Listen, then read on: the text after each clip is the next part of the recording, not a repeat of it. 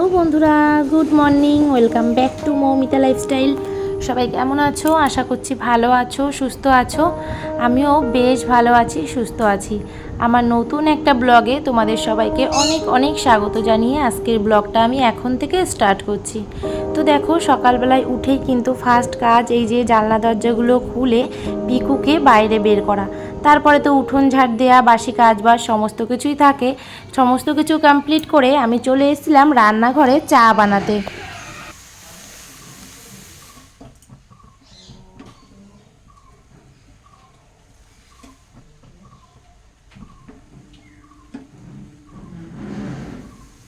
আমাদের দাদাভাইয়ের জন্য 1 কাপ বানিয়েছিলাম লিকার চা, আর আমার জন্য বানিয়ে নিয়েছিলাম দুধ চা। তো এদিকে মেয়ের জন্য আমি দুধ গরম করে নিয়েছিলাম, কারণ আজকে ওকে হরলিক্স দেওয়া হয়নি। দুধ আর 2 কাপ চা নিয়ে ওদেরকে দিয়ে দিয়েছি। খাওয়া দাওয়ার পরে চলে এসেছিলাম ছাদে জামা কাপড় কাচতে। বেশ কিছু জামা কাপড় হয়েছিল, আর বিকেল হলেই তো শুরু হয়ে যাচ্ছে ঝড় আর বৃষ্টি। আর এই দেখো, সকাল টাইমটায় কত সুন্দর রৌদ্র। এত সুন্দর রোদ্দুর দেখে কিন্তু মনেই হয় যে না, জামা কাপড়গুলো যাই গিয়ে কেচে ধুয়ে মেলে দিলে কিন্তু সুন্দরভাবে শুকিয়েও যাবে। আর একবারে শুকিয়ে গেলে জামা কাপড়গুলো কিন্তু সুন্দরভাবে গুছিয়েও রাখা যায়, বেশ ভালোই হয়। তো দেখো, ছাদের পরে সুন্দরভাবে আমি জামা কাপড়গুলো মেলে দিলাম।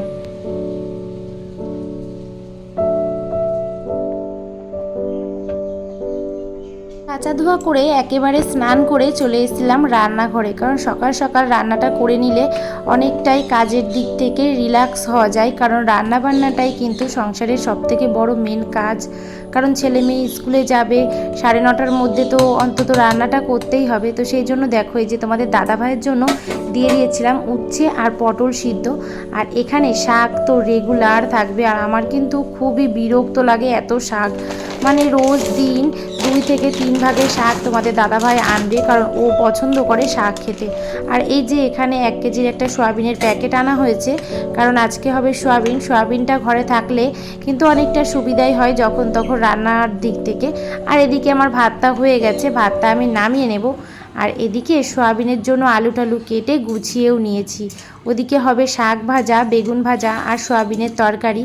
আর সকালের জন্য একটু মসুরির ডাল সিদ্ধ বসিয়েও দিয়েছি। তো দেখো, এদিকটাতে এই যে সয়াবিন আর আলুটা সিদ্ধ করে আমি আলাদা করে এইটুখানি করেছি। আমার শ্বশুরমশাইয়ের জন্য আলাদা হালকা করে ঝোলটা করেছি। তারপরে আমি আমাদের জন্য মশলা দিয়ে করব, কারণ শ্বশুরমশাইয়ের জন্য হালকা করে করেছি, পেঁয়াজ রসুন ছাড়া। তারপরে এই যে আমাদের জন্য পেঁয়াজ রসুন দিয়ে আবার সয়াবিনটা রান্না করছি, মানে 2বার করে সয়াবিনটা রান্না করলাম।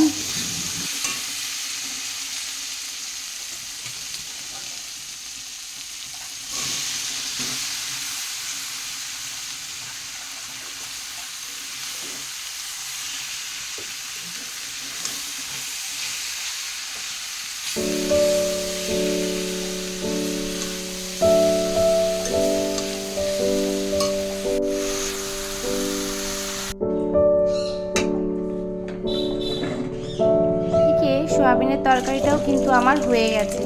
আর এর আগে কিন্তু আমি ডাল আর ভাত করে নিয়েছিলাম সিদ্ধ দিয়ে, সেগুলো কিন্তু ছেলে মেয়েকে দিয়ে দিয়েছি, ওরা খেয়ে স্কুলে চলে গেছে। তোমাদের দাদাভাইও এসে খেয়ে চলে গেছে বাজারে। আর তার মধ্যে কিন্তু ছেলে মেয়েকে রেডি করে ওদেরকে খাইয়ে আমি স্কুলে পাঠিয়েও দিয়েছি। আর তারপর এসেছিলাম সয়াবিনের তরকারিটা করতে। আর এদিকে সকালবেলাতে আমি ব্রেকফাস্ট করব। এই যে এখানে নিয়ে নিয়েছি শসা, পেঁয়াজ, তারপরে ছোলা ভিজিয়ে রেখেছিলাম সেই ছোলাটা, আর এখানে আছে টক দই। আর আমি না টক দইটা শুধু খেতে পারি না, তো সেই জন্যই এরকমভাবে পেঁয়াজ শসা টসা দিয়ে খাই, সেটাই বেশ ভালো লাগে। তো সেই জন্যই। আর এখানে দিয়ে দিয়েছিলাম একটুখানি গোলমরিচের গুঁড়ো, আর দিয়েছিলাম একটুখানি টেস্টিং সল্ট। তো এটা দিয়েই ভালো করে মিশিয়ে তারপরে আমি খাওয়া দাওয়াটা করে নেব। আর সকালের ব্রেকফাস্ট কিন্তু আমার এটাই, কারণ সকালবেলাতে আমি মাঝে মধ্যেই ভাত খাই না। মানে খুব যদি ইচ্ছা হয় কোনো একদিন, তখনই ভাতটা খাই, বা অন্য কোনো খাবার করলে সেটা খেয়ে নিই। তবে এখন আমি একটু বেশিরভাগ এই যে এইগুলো নিয়ে খাওয়াটা বেশি পছন্দ করছি। আর যাই হোক, ছেলে মেয়ে চলে গেছে, ঘরদোর একদম ফাঁকা। তো এটা খাওয়া দাওয়ার পরে ঘরদোরের কাজ করব, একটু ঘরদোর গোছানো আছে সেই সবগুলো করব। আর যদি ছেলে মেয়ে বাড়িতে থাকে তাহলে কিন্তু ওদের পেছনেই আমার দিনের অর্ধেকটা সময় চলে যায়, কারণ 2 ভাই বোন এত পরিমাণ মারামারি করতে থাকে, ওদেরকে ঠেকাতে ঠেকাতে সারাটা দিন আমার কোথা থেকে যেন পার হয়ে যায় নিজেও বুঝতে পারি না। তো এই যে টাইমটা আমি বসে বসে খাচ্ছি আর ভাবছি যে বাবা কত রিল্যাক্স, হ্যাঁ কি শান্তি, এমন একটা ব্যাপার আমার মধ্যে চলে এসছে। কারণ কি সারাটা দিন আমাকে দৌড়োতে দৌড়োতে আর ওদের পেছনে চিল্লাতে চিল্লাতে আমি তো পুরো শেষ। তারপরে এটা খাওয়া দাওয়ার পরে দোকানে কাস্টমার এসে গেছিলো, তো সেখানে চলে গেছিলাম আমি দোকানে। যেহেতু দোকানটা আমার বাড়ির মধ্যে, সেই জন্য তেমন একটা অসুবিধা আমার হয় না।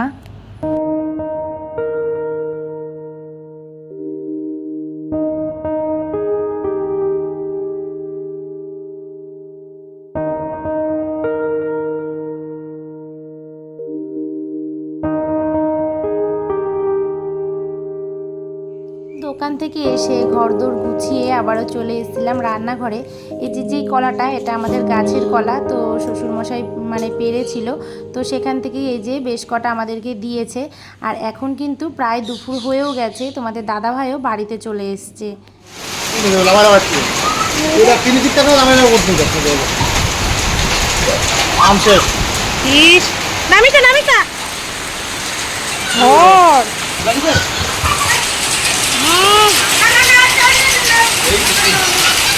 দেখ শিল পড়ছে কত, দেখেছিস?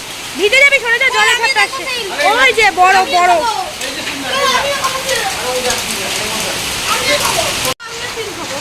বছরে দেখো কি পরিমাণ শিল পড়ছে, এই দেখো শিল পড়ছে, ও ভিজে গেলাম।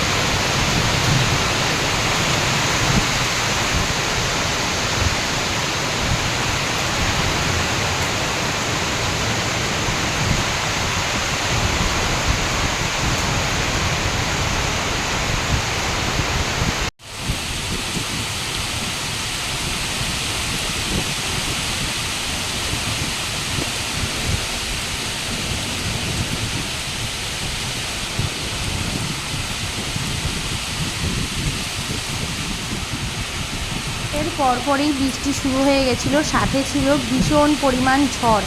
আর যাদের বাড়ি গ্রামে তারা তো খুব ভালোভাবে জানবে যে এত গাছপালার মধ্যে দিয়ে ঝড় মানে ভীষণই ভয়ঙ্কর একটা ব্যাপার। মানে রাস্তাঘাটে, বাড়িতে, সব জায়গাতেই গাছের ডাল গাছ ভেঙে পড়া এগুলো কিন্তু থেকেই থাকে। তো দেখো এত পরিমাণ ঝড় বৃষ্টি হচ্ছিল, হতে হতে প্রায় হয়ে গেছিলো সন্ধ্যা। তো এখন একটুখানি বৃষ্টিটা কম আছে, ঝড়টা কিন্তু এখনও হচ্ছে। আর দেখো বিলটা কেমন লাগছে দেখতে, ঝড় বৃষ্টির পরে এরকম মানে জল, তারপরে সবুজ গাছপালাগুলো যেন আরও জেগে ওঠে এমনই দেখায়। তো আমার যা অবস্থা হয় এই ঝড় বৃষ্টিতে, অনেক শখ করে ব্যালকানি তৈরি করেছিলাম, আর শেষে আমার এই অবস্থা হলো। ঝড় বা বৃষ্টি হলেই পুরো ব্যালকানিতে জল, পাতা একদম নোংরা ভরে যায়। আর এত জল হয় যেটা মানে কোনোভাবে পাস করা যায় না, তখন আমাকে এইভাবে কিন্তু জলগুলো ফেলতে হয়। তো বুঝতে পারছো কী পরিমাণ খাটনি হয়। আর আমাদের এখানে বৃষ্টি হলে সহজে বৃষ্টি তো থামতেই চায় না, প্রায় 2-3 ঘন্টা 4 ঘন্টা বৃষ্টি হতে থাকে। আর এদিকে থাকে না কারেন্ট, আরও সমস্যা। আর ব্যালকানিটা যেহেতু পুরোটা ফাঁকা, পুরো ব্যালকানিটাই আমার পুরো জলে ভরে যায়। আর এখানে যে গাছগুলো ছিল সেই গাছগুলো নিয়ে কিছু মাটি, ময়লা, তারপরে যে ঝড় হয়েছে সেসব পাতা টাতা সব ঘরের মধ্যে পড়েছিল, সেই সবগুলো নিয়ে পরিষ্কার করলাম। আর ছেলে চলে গেছিলো সন্ধ্যাবেলাতে বাজারে, তো চলেও এসছে বাজার থেকে। তো দেখো সন্ধ্যাবেলাতে ছেলে বাজারে গেছিলো, গিয়ে নিয়ে চলে এসছে সিঙ্গাড়া, আর বাটি নিয়ে আসতে হবে, চাটনি নিয়ে এসছে সিঙ্গাড়ার সাথে। এই যে চাটনি, সিঙ্গাড়া, দেখো কতগুলো সিঙ্গাড়া নিয়ে এসছে আমার ছেলের কাজ। এই দেখো নিয়ে এসছে এতগুলো, আবার নিজে খেয়েও এসছে একটা। এতগুলো সিঙ্গাড়া কি হবে বলো তো?